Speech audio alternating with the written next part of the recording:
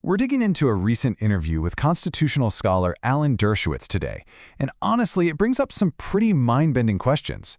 We're going to explore a potential constitutional loophole that could, believe it or not, allow a president to serve a third term. And then we'll get into the secretive shadows of the Supreme Court. So yeah, let's just get right into it. So let's kick things off with a question that seems like it should have a really simple answer. Can a U.S. president legally serve a third term? I mean, for most of us, the immediate answer is just a flat no, right? But here's the thing. In the interview we're breaking down, Alan Dershowitz says, not so fast. He argues the real answer is way more complicated, and that the Constitution itself actually has a pretty significant, and you could say, game-changing ambiguity. And that brings us right to our first section. A potential loophole in what, most of us thought was completely settled law. The entire argument really hinges on the very specific wording of the 22nd Amendment. Dershowitz points out that the key word, the word that changes everything, is elected. Think about it. They could have written that no person shall serve more than twice, but they didn't. They specifically chose elected, and that little distinction, well, it's everything.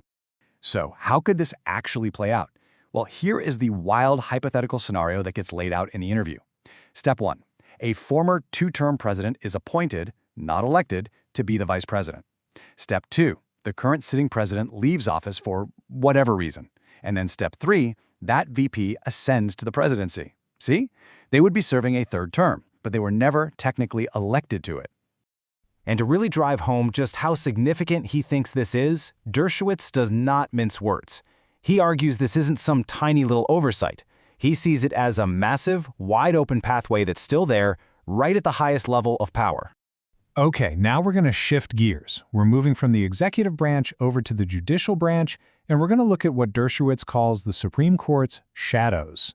So this term, shadow docket, what is it?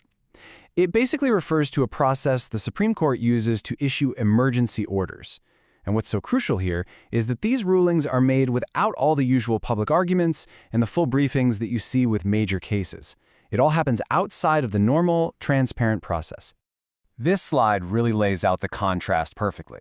On one hand, you've got the traditional public way of doing things, and on the other, you have the shadow docket. It's fast, the rulings are often totally unexplained, and there's just way less accountability. According to Dershowitz, this is pretty dangerous because it lets an unelected group of people with lifetime jobs make these huge, consequential decisions without ever having to show their work. And it's really important to point out that this isn't framed as a partisan issue in the interview.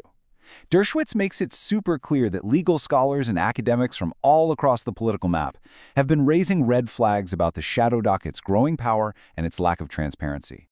The interview then jumps into a very specific, very high-stakes example of how this can all play out.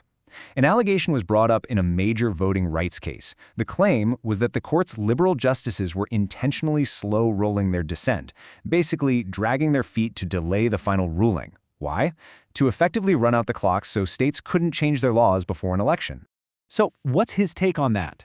He actually calls the scenario plausible. And he notes that, the court has manipulated timing before. But he's very quick to caution that it doesn't matter which side does it or why they do it. Using these kinds of procedural delays to get a political outcome is a dangerous move that just chips away at the court's integrity. Now, to give all this some context, Dershowitz kind of pulls back the curtain on the court's internal process. After they hear the arguments, the justices all meet up in this private conference and take an initial vote. The most senior justice on the winning side then assigns one person to write the majority opinion. After that, drafts get passed around, and the dissenters write their own opinions, sometimes hoping to persuade a justice to flip their vote. It's in this internal, super-secret process where these delays can be used as a strategy. This whole theme of judicial integrity isn't just a federal issue, though. The interview also dives into a specific case of alleged ethical misconduct, but this time at the state level. So the interview turns to a case involving a justice on the Utah Supreme Court. The allegation is that she was in a romantic relationship with a lawyer who was, at that same time, actively arguing a major redistricting case right in front of her.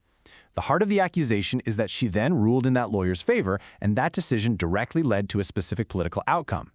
Dershowitz's take on this is, well, it's emphatic. He says the judge must recuse herself, meaning she has to step away from the case completely. He argues that for our courts to have any public trust, It's not enough to just avoid actual bias. They have to avoid even the perception of bias. That integrity, he says, is everything. So, pulling this all together, the interview's final big point really centers on this idea. Dershowitz argues against what he sees as a growing double standard in our legal and public life.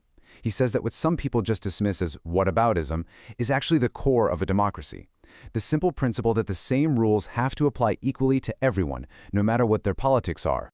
And all of this really leaves us with a fundamental question to chew on. Are these loopholes and shadows and ethical gray areas actually intentional parts of a complex system designed to give it some flexibility? Or are they dangerous flaws that are threatening the very foundation of the law?